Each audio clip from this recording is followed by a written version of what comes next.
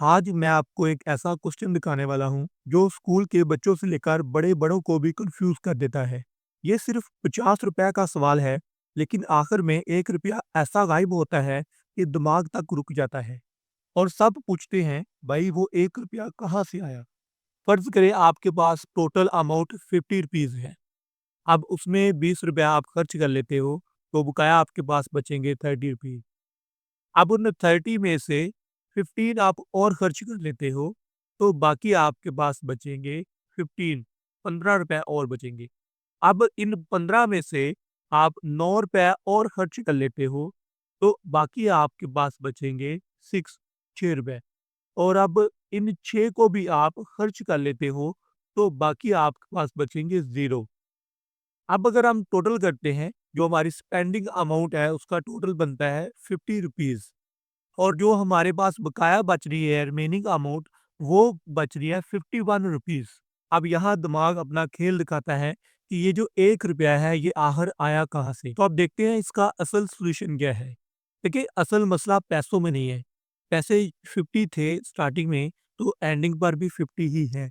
असल मसला है आपने बाकी रह जाने वाली रकम को जमा किया है, जबकि बाकी रकम को ज़िंदगी में कभी जमा नहीं किया जाता। उसकी रीज़न ये है कि बाकी रकम के अंदर नंबर्स रिपीट हो जाते हैं। जैसे कि ये जो 6 है, ये ऊपर रिपीट हुआ है।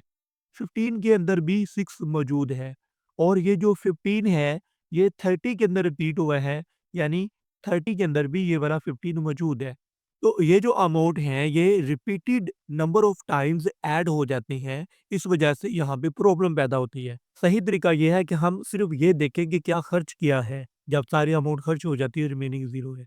इट मीन हमारे पास 50 ही टोटल थे और 50 ही हमने स्पेंड किए हैं और जो जो रिमेनिंग है, उनको ऐड करना इनवैलिड क्वेश्चन है। जैसे इसकी मैं अगर साइड पे एग्ज़ाम्पल करता हूँ, तो हमारे पास फॉर एग्ज़ाम्पल है 50 हमारे पास टोटल है, टोटल 50। अब 50 में से मैं ₹1 को खर्च कर लेता हूँ, तो बाकी कितने यहाँ पर बचेंगे 49 तो बाकी मेरे पास बचे हैं 49।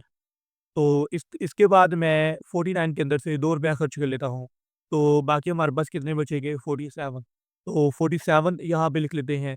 उसके बाद इस 47 के अंदर से मैं ₹3 खर्च कर लेता हूँ, तो बाकी कितने बचेंगे 44 तो ये 44 मैंने लिख लिए। इस तरह अब मैं खर्च करता हूँ ₹4 तो बाकी हमारे पास कितने बचेंगे 40 ये बाकी 40 बचे हमारे पास। अब इस 40 में से ₹10 और खर्च कर लेते हैं। 10 तो बाकी कितने रह गया 30 तो यहाँ पे हमारे पास रह गया है ₹30 अब इन 30 में से ₹15 खर्च कर लेते हैं, तो बाकी कितने रह गया 15 तो ये 15 है। अब इन 15 को भी हम खर्च कर लेते हैं। ये 15 को भी खर्च किया, तो बाकी हमारे पास कितने रह गए 0 अब इनका करते हैं टोटल और आप देखिएगा, ये जो हमारे पास हैं, तो ये बन रहे हैं ₹50 यानी स्टार्टिंग में हमारे पास 50 थे और एंड के में जो जो हमने खर्च किए उसका सम 50 ही आ रहा है। अगर मैं यहाँ पे आता हूँ और यहाँ पे जो हमारी रिमेनिंग अमाउंट है, रिमेनिंग अमाउंट का टोटल करता हूँ, तो आप देखिएगा रिमेनिंग अमाउंट का टोटल कितना आता है 225 ये आप खुद देख सकते हैं कि हमारे पास तो टोटल 50 रुपीज़ ही थे। तो ये जो हमारे पास रिमेनिंग आ रहे हैं वो 225 आ रहे हैं। 225 कैसे आ गया? तो इसको कहते हैं डबल काउंटिंग। यहाँ पे रिमेनिंग के अंदर जो अमाउंट है बार-बार रिपीट होती रहती है। सेम अमाउंट रिपीटेड में आती रहती है। तो इस वजह से यहाँ प्रॉब्लम होती है। जबकि स्पेंडिंग के अंदर जो आपने खर्च कर लिए वो वापिस आपके पास नहीं आते, वो अमाउंट डिडक्ट हो जाती है और इस वजह से यहाँ एक्यूरेट आंसर आता है। तो नेक्स्ट टाइम अगर आपका जो फ्रेंड है आपको कन्फ्यूज़ करने की कोशिश करे, तो आप उसको कह सकते हैं कि भई ये मैथमेटिकली इल्यूज़न है और इसको कहते हैं डबल काउंटिंग, इस वजह से इसका आंसर गलत आया है।